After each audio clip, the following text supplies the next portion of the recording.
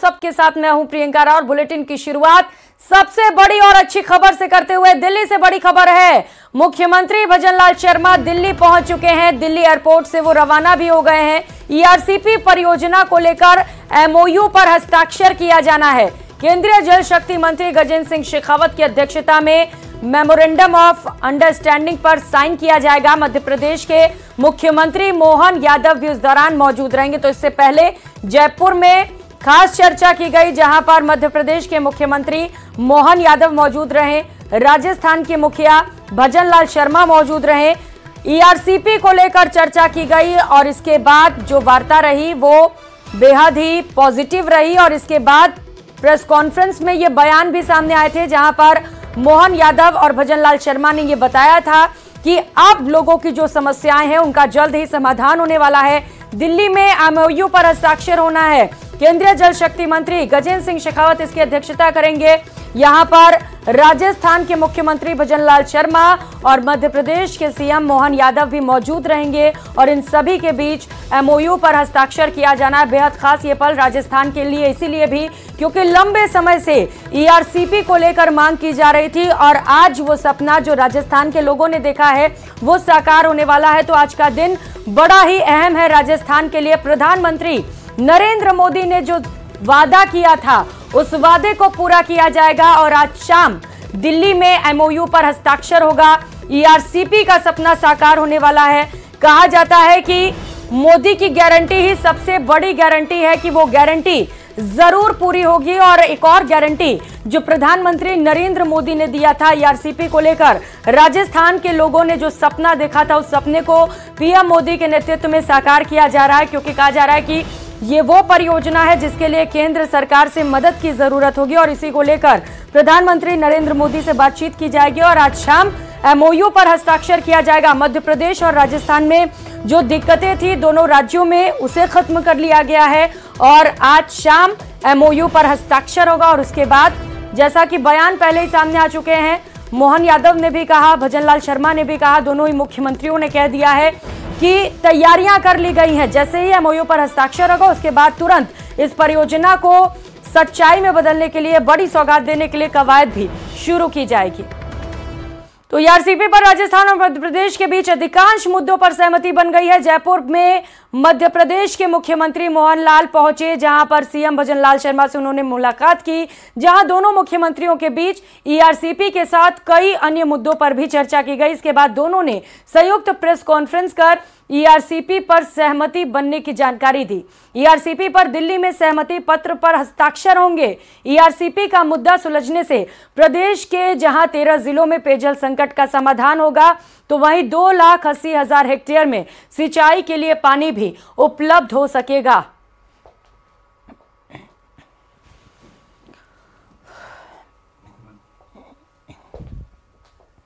उम्मीद करता हूं कि आज सायंकाल दिल्ली तक ये मुकाम तक पूरा समझौता बनेगा और यशस्वी प्रधानमंत्री के नेतृत्व में जैसी हमारी आशा आकांक्षा है, निश्चित रूप से जनता के हित में हम लोग, मैं उम्मीद पालता हूं कि निश्चित रूप हम होपफुल हैं कि शाम तक ही हमारा आपस का एमओयू पूरा होगा। मेरी अपनी ओर से जब ये योजना पूरी हो जाएगी तो हमने इसमें कई सेक्टर में काम करने का निर्णय किया है। बड़े पैमाने पर पर्यटन की संभावना रहेगी, औद्योगिक निवेश का बड़ा एक एरिया तैयार होगा, पेयजल की समस्या हल होगी, शैक्षणिक संस्थानों को खुलने का मौका मिलेगा, धार्मिक पर्यटन के केंद्र इसमें बनेंगे, ऐसे बहुत लाभ मिलेंगे। बड़े पैमाने पर बड़ी आबादी और सबसे बड़ी सिंचाई का बहुत बड़ा बेल्ट खुलेगा। जो हमारे एक तरह से ड्राई एरिया है उनमें एक वापस पंजाब हरियाणा की याद आएगी और ये हमारा राजस्थान और मध्य प्रदेश का इलाका बहुत समृद्ध होगा, ऐसी अपेक्षा है। लगातार हमारी जब से सरकार बनी लगातार बातचीत चल रही थी और मैंने निवेदन किया मोहन जी से कि ये बहुत ही आवश्यक राजस्थान और मध्य प्रदेश के लिए योजना है। थोड़ी सी कोई वो हो जाएगी तो निश्चित रूप से विश्वास है कि इस योजना को माननीय प्रधानमंत्री जी के नेतृत्व में जो आपसे राजस्थान की जनता से जो हमने वायदा किया, माननीय मुख्यमंत्री जी ने मध्य प्रदेश की जनता से जो वायदा किया, निश्चित रूप से जल्दी ही हम इसको वाणी तक पहुंचाने वाले हैं। आज कुछ इशू हैं, कुछ प्रमुख बातें हैं, उन सभी का समावेश भी होगा और माननीय प्रधानमंत्री जी के नेतृत्व में जो राजस्थान की जनता को आस थी, काफी समय से लोग कहते थे कि हमें पानी मिलना चाहिए, निश्चित रूप से वो काम होगा, इतना मैं विश्वास दिलाता हूं। और करेंगे इस बीच मिल रही एक और बड़ी खबर का। जयपुर से बड़ी खबर है, 31 जनवरी से कांग्रेस प्रदेश भर में विशेष मिशन चलाएगी। लोकसभा वार कार्यकर्ता संवाद कार्यक्रम चलाया जाएगा, जहां पर कांग्रेस के दिग्गज नेता कार्यक्रम में शामिल रहेंगे। क्षेत्रीय नेताओं से चर्चा कर उन्हें निर्देशित किया जाएगा कि किस तरीके से लोकसभा चुनाव को लेकर खास तैयारियां की जानी है, कौन कौन से मुद्दों पर हमलावर रहना है। डोटासरा ने समिति का गठन कर उन्हें जिम्मेदारियां भी बांट दी हैं। तो 25 सीटें जिन्हें लेकर तैयारियां अब दोनों ही पार्टियों की ओर से राजस्थान में, जहां एक और बीजेपी का दावा है कि 25 की 25 सीटें लेकर आएंगे, तो वहीं दूसरी ओर कांग्रेस भी मिशन 25 लेकर चल रही है और इसे लेकर तैयारियां तेज कर दी गई हैं। 31 जनवरी से मिशन की शुरुआत होगी, जहां पर कार्यकर्ताओं के साथ संवाद होंगे और उसके बाद कार्यकर्ताओं को जिम्मेदारियां दी जाएंगी। बताया जाएगा कि कैसे आपको जमीन पर रहकर, लोगों के बीच रहकर, लोगों के साथ जाकर काम करना है, कैसे उन्हें समझाना है कि कांग्रेस की सरकार बेहतर है। इन तमाम बातों को लेकर निर्देशित किया जाएगा। 7 फरवरी को जयपुर ग्रामीण में संवाद कार्यक्रम का भी आयोजन किया गया है, तो अलग अलग जिलों में अलग अलग कार्यक्रम तय किए गए हैं। लोकसभा को लेकर प्रदेश की इलेक्शन कमेटी की सभी जो हमारे कोऑर्डिनेटर हैं, उनकी छानबीन समिति की बैठक प्रदेश के अंदर हो चुकी है और अभी हमारे सभी कोऑर्डिनेटर सभी जिलों के अंदर, सभी विधानसभाओं के अंदर, ब्लॉकों के अंदर जा रहे हैं मौजूदा समय में। और यही नहीं, हमारे प्रदेश प्रभारी रंधावा साहब, डोटासरा जी और मैं, हम तीनों लोग मिलके 1 तारीख से 7 जिलों के अंदर वहीं पे जाएंगे, जिसमें 1 तारीख को गंगानगर, 2 तारीख को बीकानेर, 3 तारीख को बाड़मेर, 4 को चूरू, 5 को सीकर, 6 को झुंझुनू और 7 को जयपुर ग्रामीण लोकसभा क्षेत्रों की मीटिंग हम वहां पे जाके कार्यकर्ताओं से लेंगे और कार्यकर्ताओं से 1 to 1 संवाद करेंगे। ये हमारी अभी जो प्लानिंग है, हाल फिलहाल जो अगले वीक की है। बाकी सभी जगह पे हमारे कोऑर्डिनेटर पहुंचकर कार्यकर्ताओं से फीडबैक ले रहे हैं। और खबरों में आगे बढ़ते हुए सूर्य नमस्कार के बाद शिक्षा मंत्री मदन दिलावर का एक और बयान सुर्खियां बटोर रहा है, जहां उन्होंने शिक्षा पाठ्यक्रम की समीक्षा करने की बात कही, तो वहीं शिक्षकों को भी कड़ी चेतावनी दे डाली।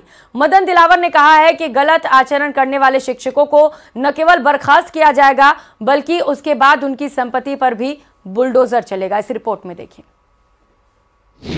बदल सकता है स्कूली पाठ्यक्रम की हो सकती है समीक्षा। शिक्षा मंत्री ने दिए समीक्षा के संकेत, डर्टी टीचर्स को भी कड़ी हिदायत।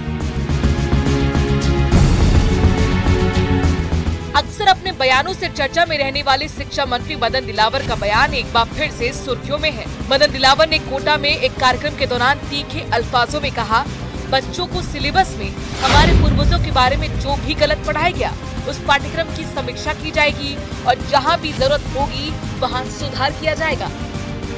बचपन में सोचता था, किताबें पढ़ता था तो कि अकबर महान है, महाराणा प्रताप साधारण योद्धा है, शिवाजी पहाड़ी चूहे हैं, चंद्रशेखर आजाद, भगत सिंह आतंकवादी, एनसीईआरटी की किसी पुस्तक में मैंने पढ़ा। ये क्या मखौल है? ऐसे ही कई महापुरुषों के बारे में मैं इसकी भी समीक्षा करूंगा।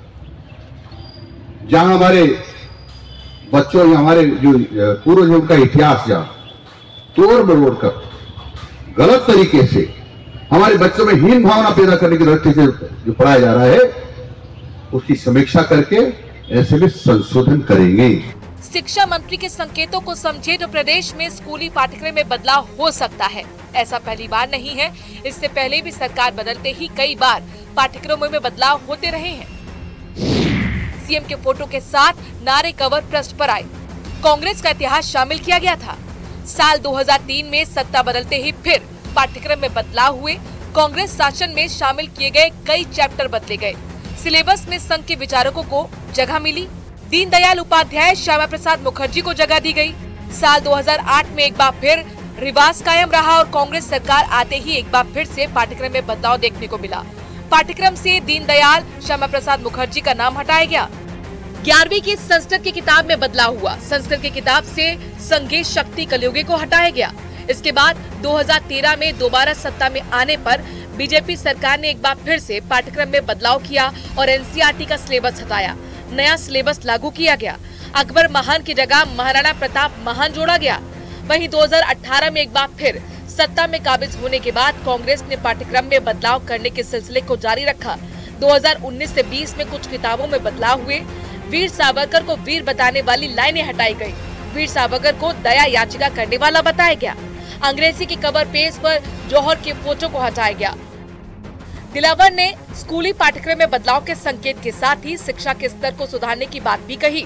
उन्होंने सख्त लहजे में कहा कि स्कूल में अब गलत आचरण बर्दाश्त नहीं किया जाएगा और डर्टी शिक्षकों के खिलाफ न केवल निलंबन की कार्रवाई होगी बल्कि उनकी संपत्ति पर बुलडोजर भी चलेगा।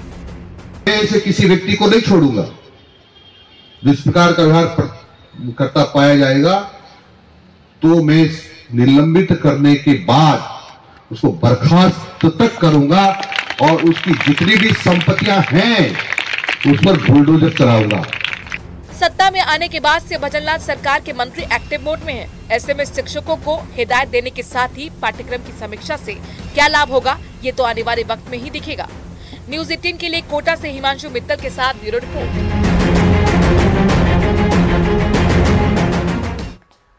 तो वहीं सामाजिक न्याय और अधिकारिता मंत्री अविनाश गहलोत बीकानेर के दौरे पर पहुंचे। इस दौरान पार्टी पदाधिकारियों और बीजेपी कार्यकर्ताओं ने मंत्री का स्वागत किया। वहीं मंत्री ने इंडी गठबंधन पर जमकर निशाना साधा। गहलोत ने कहा कि इसमें शामिल दल सभी अपनी महत्वाकांक्षा लेकर चल रहे हैं जिन्हें राष्ट्र से कोई सरोकार नहीं। वहीं एनडीए गठबंधन राष्ट्र के लिए काम कर रहा है। उन्होंने विभागीय योजनाओं में पूर्व सरकार के कामों की जांच की भी बात कही।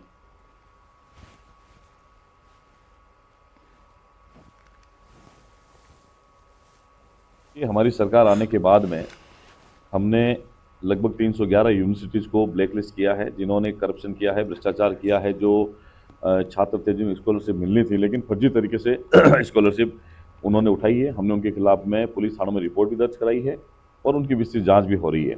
जो भी दोषी होगा उसके खिलाफ सख्त कार्रवाई होगी। हमारी सरकार का मूल जो उद्देश्य है ये जीरो टॉलरेंस के साथ में करप्शन पर काम करना है। फिलहाल यहाँ रुकेंगे एक छोटे से ब्रेक के लिए, लौटेंगे फौरन।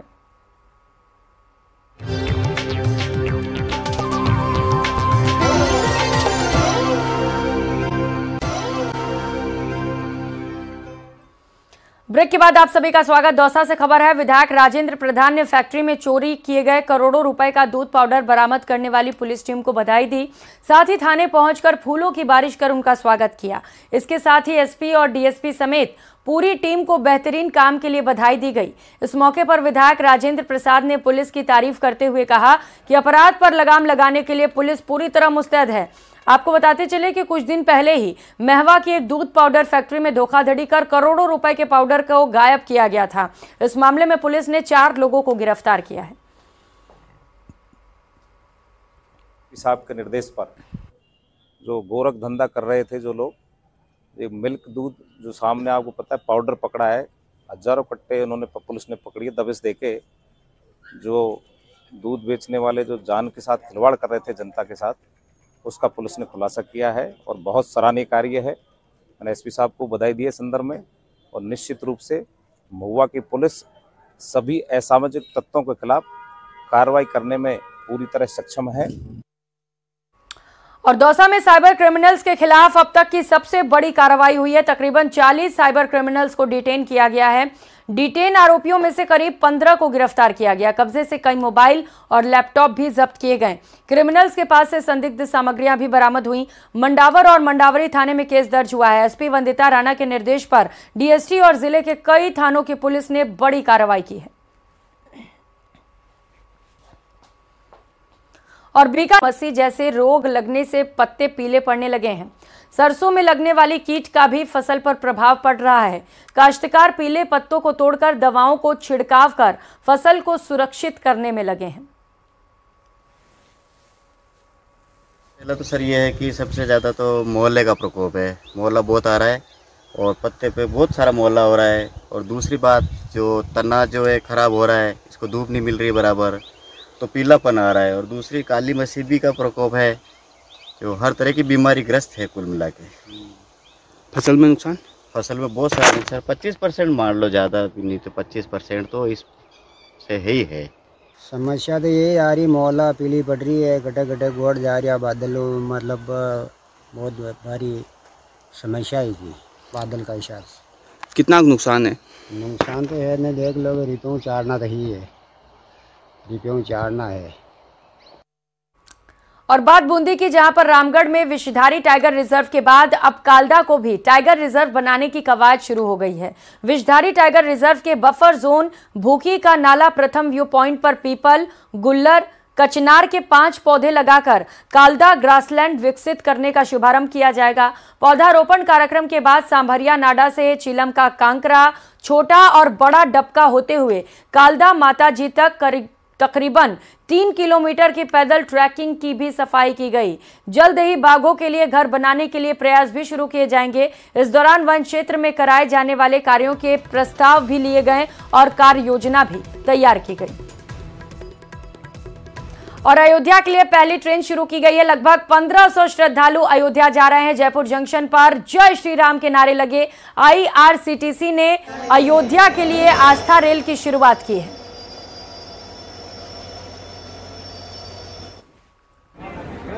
मैं इस समय जयपुर जंक्शन पर मौजूद हूं और आज मेरे पीछे आप जो भीड़ देख रहे हैं, आपको मैं अपने कैमरामैन से कहूंगा कि ये भीड़ यहां पर दिखाए। ये भीड़ है राम भक्तों की और ये भीड़ आज जाने वाली है अयोध्या के लिए। जी हां, आज अयोध्या के लिए जयपुर जंक्शन से आस्था ट्रेन शुरू हो रही है और यहाँ पर कुछ लोग मौजूद हैं, उनसे भी बात करने की कोशिश करेंगे।